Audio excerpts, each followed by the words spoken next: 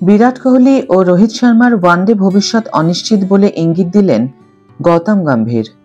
High everyone, welcome back to my channel Anjana entertainer. বন্ধুরা, তোমাদের সকলকে আমার এই ছোট্ট ইউটিউব চ্যানেলে স্বাগত জানাই। মঙ্গলবার টিম ইন্ডিয়ার প্রধান কোচ গৌতম গম্ভীর বিরাট কোহলি এবং রোহিত শর্মার ভবিষ্যৎ নিয়ে মুখ খুললেন।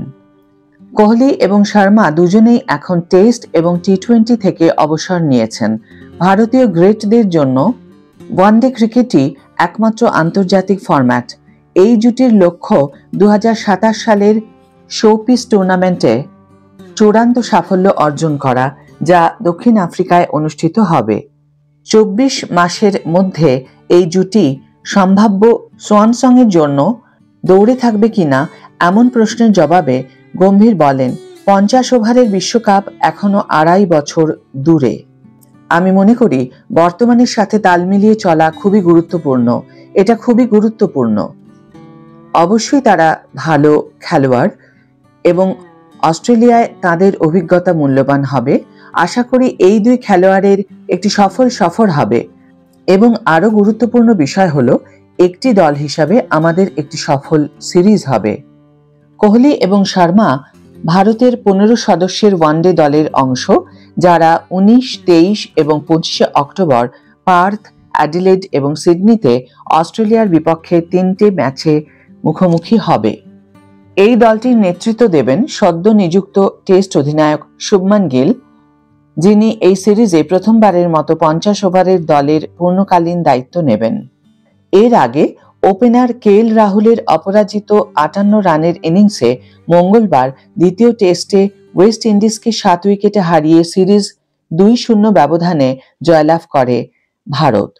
জয়ের জন্য 121 রান করতে নেমে ভারত 1 উইকেটে 63 রানে পুনরায় শুরু করে এবং দিল্লির অরুণ জেটলি স্টেডিয়ামে পঞ্চম দিনে 2টি উইকেট হারিয়ে প্রথম সেশনে তাদের লক্ষ্যে পৌঁছয়। ওয়েস্ট ইন্ডিজের অধিনায়ক রস্টন চেজ তার অফ স্পিন দিয়ে দুবার বল করে রাতারাতি ব্যাটসম্যান সাই সুদর্শনকে 39 এবং অধিনায়ক শুভমান গিলকে 13 রানে ফিরিয়ে দেন। রাহুল জয়সূচক 4 মারেন এবং ভারতের সফরকারীদের বিরুদ্ধে জয় উদযাপন করেন, যারা ফলোঅন করার সময় প্রাণবন্ত লড়াই শুরু করেছিল।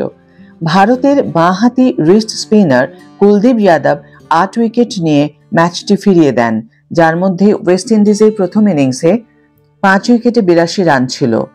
26 বছর বয়সী গিলের নেতৃত্বে ভারত এখনো একটি পরিবর্তনশীল দল।